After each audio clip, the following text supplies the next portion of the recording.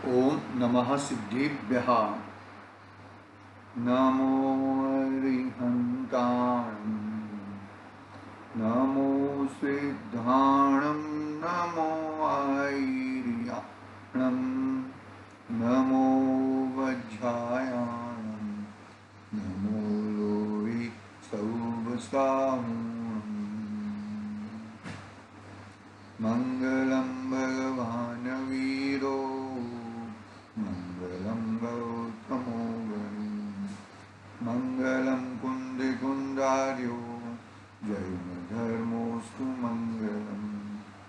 सर्वमंगल्य मंगल्यम सर्वकल्याणकारकम, प्रदानं सर्वधर्माणां, जैनं जयतु शासनम्, जैनं जयतु शासनम्। येनात्मबुद्धयतात्मेव परत्वेनैव चापरम्, अक्षयनन्तबोधाय तस्मै सिद्धात्माने नमः। चेतीले चेतन, चेत्या वीणा केम चालसु।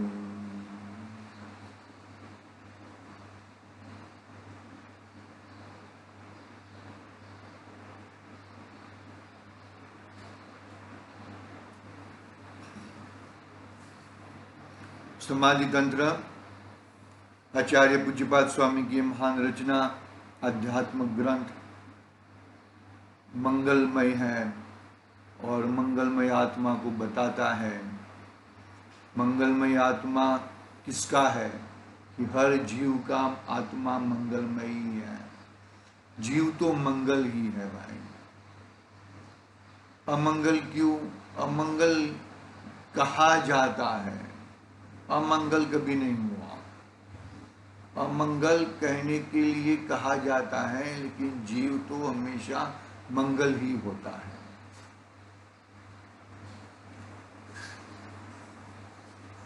ये मंगल जीव मंगलमय कैसे हो जाए, उसकी बात गाथा क्रमांक 32 पे लिए हैं आचार्य देव ने। बहुत ही सुंदर गाथा है। कैसे अपने स्वभाव तक पहुंच जाऊं मैं। स्वभाव कैसा है उसका अभ्यास करके मैं अपने स्वभाव तक कैसे पहुंच जाऊं, उसकी सुंदर चर्चा गाथा क्रमांक 32 पे की है।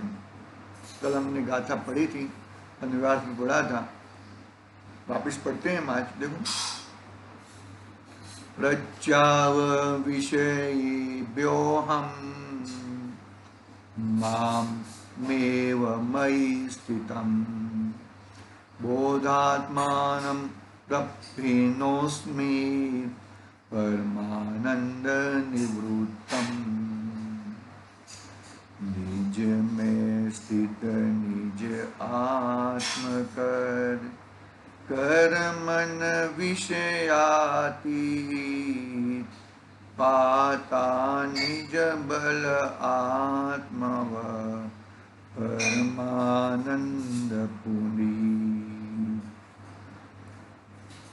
मुझे मेरे आत्मा को पंचेंद्रिय के विषयों से हटाकर मेरे द्वारा ही, अपने ही आत्मा द्वारा मैं मुझ में स्थित परमानंद की परिपूर्ण ज्ञान स्वरूप आत्मा को प्राप्त हुआ हूँ।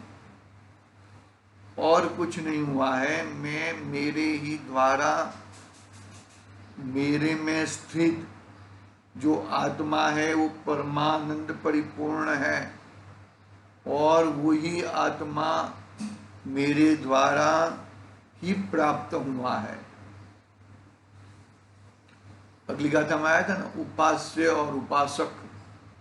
उपास्य और उपासक दोनों मैं ही हूं और कोई नहीं है। उपासने करने योग्य और उपासने वाला दोनों मैं ही हूं। इतनी मतलब बाहर कहीं जाना नहीं है, ऐसा आचार्य देव बताते हैं यहाँ पर। क्या कहते हैं, देखो एक बार वापिस टीका पढ़ते हैं, नहीं टीका तो प्रारंभ करते हैं अभी। 32 नंबर की गाथा, पारा नंबर 67। मैं मुझको अर्थात मेरे आत्मा को प्राप्त हुआ हूँ क्या करके, मेरे आत्मा को छुड़ाकर वापस हटाकर, किससे, विषयों से, किसके द्वारा, मेरे ही द्वारा, अर्थात करण साधन रूप आत्मस्वरूप द्वारा ही कहाँ रहे हुए ऐसे मुझ में प्राप्त हुआ है कि मेरे में रहे हुए को अर्थात आत्मस्वरूप में ही रहे हुए को कैसे मुझे बोधात्मा को अर्थात ज्ञान स्वरूप को फिर कैसे मुझे परमानंद से निवृत्त, परमानंद से निवृत्त यानी कि रचित को परमानंद अर्थात सुख, उससे निवृत्त रचित सुख हुए को ऐसे मुझे अर्थात आत्मा को प्राप्त हुआ है, अथवा मैं परम आनंद से परिपूर्ण हूँ। निवृत्त का मतलब रचित, परमानंद से मैं रचित हूँ, पर परम सुख से रचित हूँ मैं। क्या कहते हैं यहाँ पर कि पांच ही इंद्रिय का विषय है, नहीं ऐसा नहीं है, लेकिन पांच इंद्रिय के विषयों के रहते हुए भी मैं तो ए हूं। क्या कहा, मैं तो ए हूं यानी कि मैं तो भगवान आत्मा हूं, उसकी रुचि लगाता है। जहां पे पांच इंद्रिय हो वहां पर हो, लेकिन वो मेरे में प्रवेश नहीं है और मैं पांच इंद्रियों में प्रवेश नहीं हूं। मय एवं मय स्थिति, मय स्थित, मय एवं यानी कि मैं पंचेंद्रियों से रहित हूं, मय स्थित यानी कि मेरे में मैं ही स्थित हूं। पांच इंद्रिय के विषयों, उसके मन संबंधी अंधड़क बातें, वो रूप मैं नहीं हूं।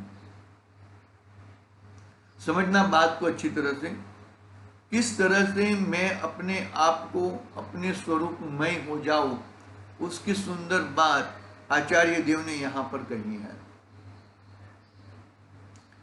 आचार्य देव यह बताते हैं कि तेरी चीज तेरे अंदर है, तेरी चीज बाहर कहीं नहीं है, तेरी चीज तेरे स्वरूप में ही है। तू ही एक भगवान आत्मा है और तू ही, तेरे अंदर ही सब विराजमान है भैया, बाहर में कुछ भी नहीं है।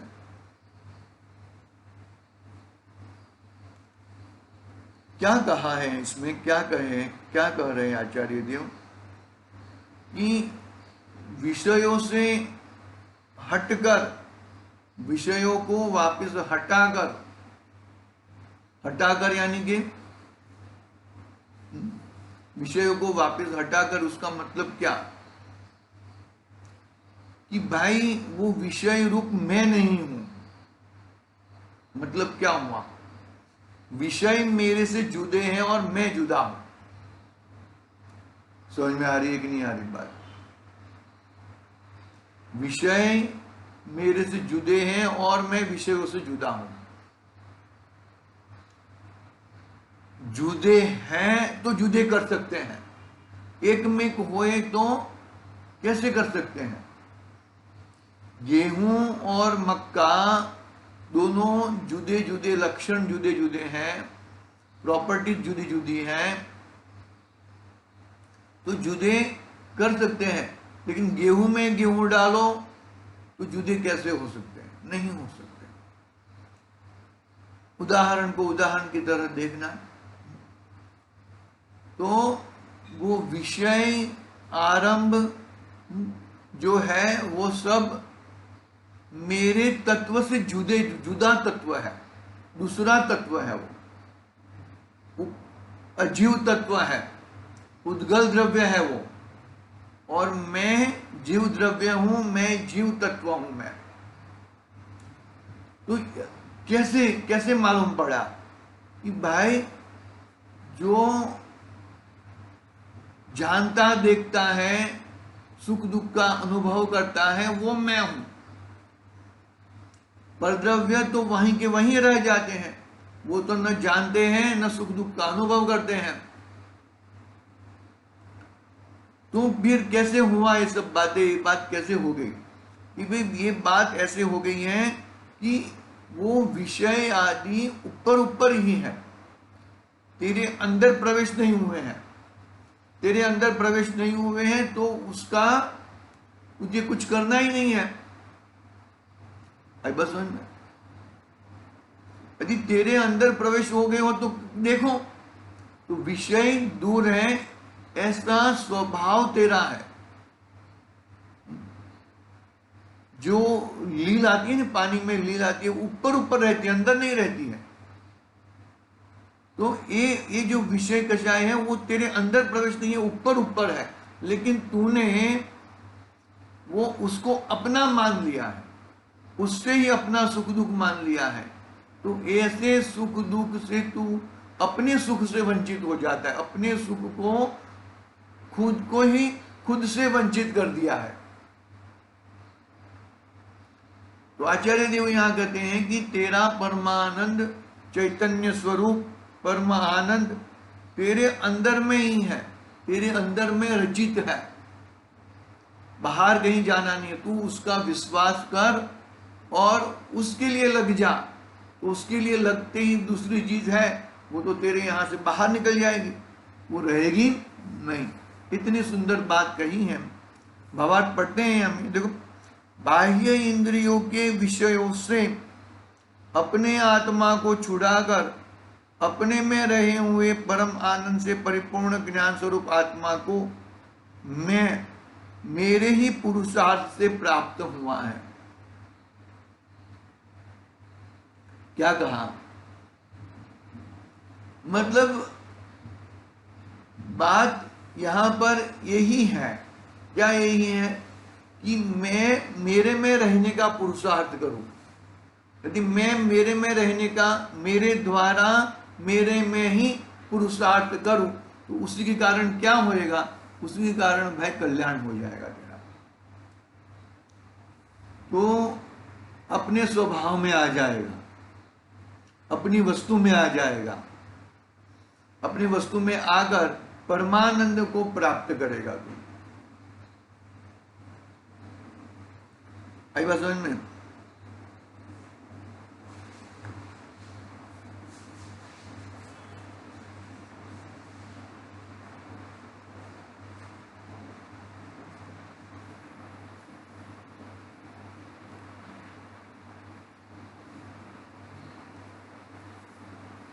बाह्य इंद्रियों के विषयों से अपने आत्मा को छुड़ाकर, छुड़ाना है यानी कि तूने उसको पकड़ा था, अपने ज्ञान में तूने अपने आत्मा को न पकड़ते हुए तूने विषयों को पकड़ा था। तो अभी तू उसको मत पकड़, अभी तू अपने ज्ञान स्वभावी आत्मा को पकड़। ज्ञान स्वभावी आत्मा को पकड़ेगा तो ऑटोमेटिक वो चले जाएंगे। बाकी मुझे ये विषय छोड़ना है, ये विषय छोड़ना है, इसको ये करना है, उसको, ऐसे आत्मा का स्वरूप नहीं है। आत्मा का स्वरूप कैसा है कि एक बार एक झटके से तो बहुत ताकत करके अपनी चीज को तू पकड़ ले। अपनी चीज को पकड़ेगा तो ऑटोमेटिक वो चीज छूट जाएगी।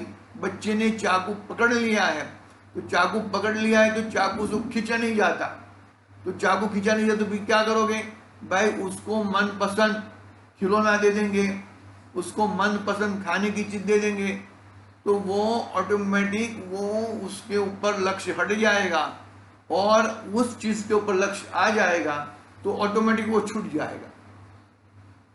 उससे ऐसा ही है भाई, बच्चे जैसे ही हैं हम। कैसे बच्चे जैसे? क्या बात करते हो? हम तो बड़े हो गए। अरे बड़े नहीं हुए हैं, जन्म भी नहीं हुआ है तुम्हारा। अपने निजात्म में, निजात्म को पहचानने के लिए जन्म भी नहीं हुआ है तुम्हारा। जन्म मरण अनंत बार किया, लेकिन सही मायने में जन्म कभी नहीं हुआ। अपने स्वभाव को जो पकड़ेगा वही जन्म को पाएगा भाई। देखो क्या कहते हैं यहां पर, विशेष स्पष्टीकरण। इस श्लोक में मया एवं और मयि स्थित, मया एवं मेरे अंदर और मेरे में स्थित, मेरे में स्थित है तो ही मैं ढूंढू ना। सुई खो गई है घर के अंदर और बाहर ढूंढेंगे तो कैसे मिलेगी? तो वो मेरा आत्मा मेरे अंदर ही है और मेरे मोह के कारण, मोह के वश के कारण मेरा आत्मा मुझे पकड़ में नहीं आ रहा था। इस श्लोक में मया एवं और मयि स्थित ये शब्द बहु अर्थ सूचक है, जो बताते हैं कि परमात्मा पद मेरे में, आत्मा में है, अन्यत्र बाहर कहीं नहीं है, और वह पद में आत्म सुख सन्मुख होकर पुरुषार्थ करूं तो ही प्राप्त होता है। अन्य किसी बाह्य साधन से या किसी की कृपा से वह प्राप्त नहीं होता। परमात्मा पद की प्राप्ति के लिए वह स्वालंबन का ग्रहण और परालंबन का त्याग सूचित करता है। समझ में आ रही बात कि नहीं आ रही है भैया? मेरे अंदर जो स्थित है उसको मेरे द्वारा ही, बरोबर, मेरे अंदर जो स्थित है उसको मेरे द्वारा ही मैं पकड़ूंगा। बाहर से कोई पकड़ाएगा, बाहर का कोई आके ऐसा करेगा, ऐसा कुछ होता नहीं है। बहुत ही समझने जैसी सुंदर बातें हैं भाई ये।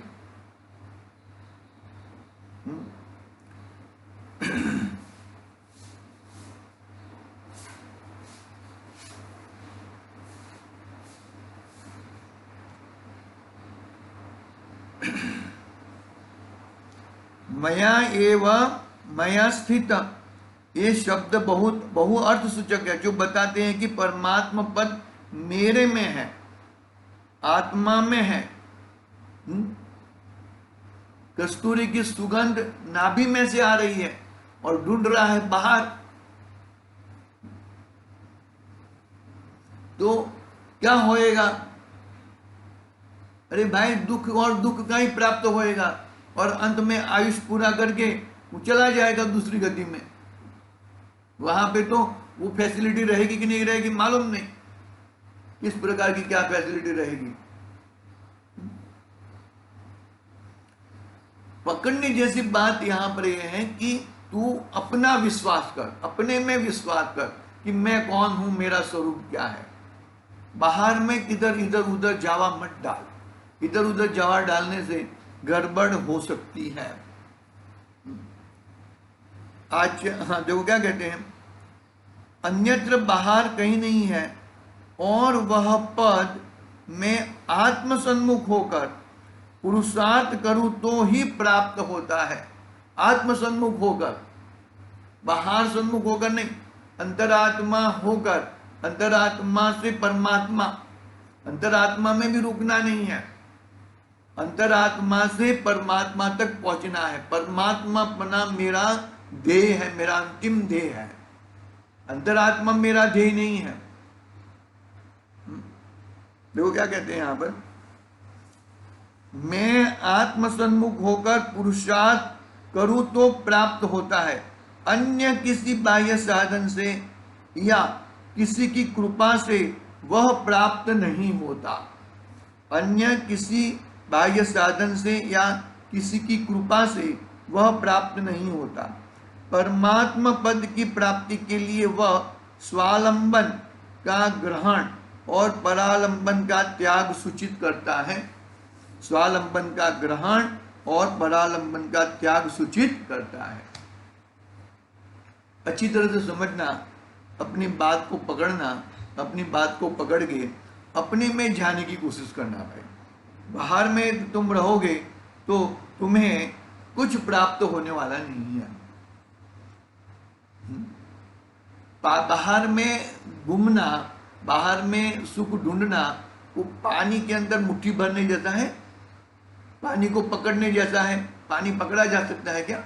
नहीं पकड़ा जा सकता। ठीक ऐसा ही है भैया। क्या कहा यहां पर कि आत्मसन्मुख होकर पुरुषार्थ को, देखो पुरुषार्थ ही तेरे हाथ में है भैया।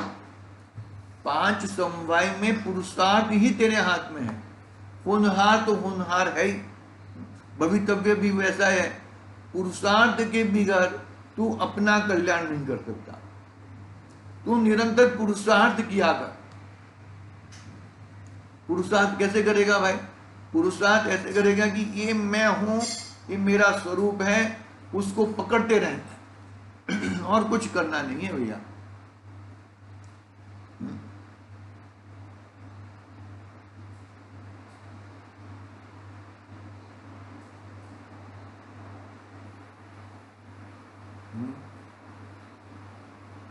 पुरुषार्थ करूं तो ही प्राप्त होता है, पुरुषार्थ के बिगड़ प्राप्त होता नहीं है। मतलब मैं अभी तक तो पुरुषार्थ कर रहा था, जो भी पुरुषार्थ कर रहा था वो पुरुषार्थ सब उल्टा था, सही मायने में सही पुरुषार्थ नहीं था। तो फिर अभी जो तेरे अंदर जो स्थित है, तेरे अंदर जो है उसको पकड़ के अपने स्वभाव में जाकर तो अपना कल्याण की मार्ग ढूंढ ले भैया। कल्याण का मार्ग ढूंढेगा तो तुझे सही मायने में अपनी चीज प्रकट होएगी। अपनी चीज प्रकट करके तू अपना कल्याण कर सकता है। देखो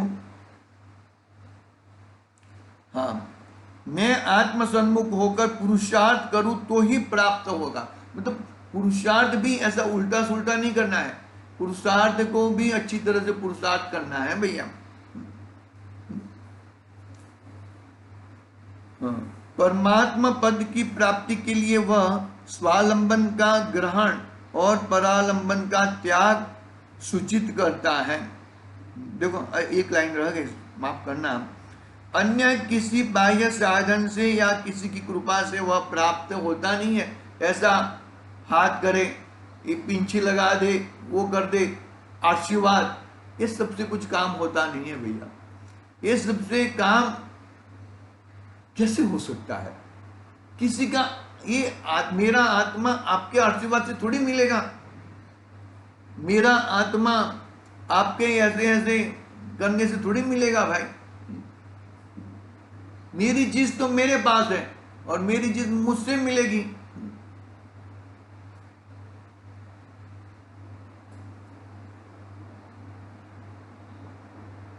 हाँ,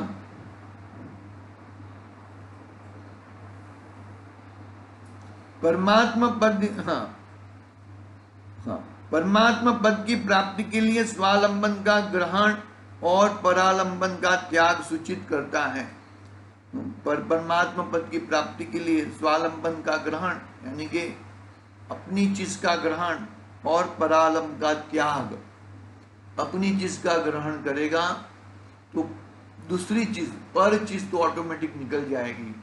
तो पुरुषार्थ इतना ही कर भाई कि मया एवं मयि स्थित, मेरे अंदर ही है मैं और मेरे अंदर ही विराजमान है। मैं ही हूं मेरे अंदर, और कोई चीज अंदर नहीं है। शरीर के अंदर आत्मा है ऐसा नहीं।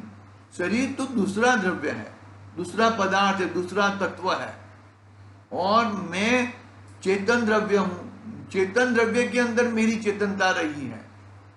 शरीर के अंदर चेतनता वो मेरी नहीं है भैया।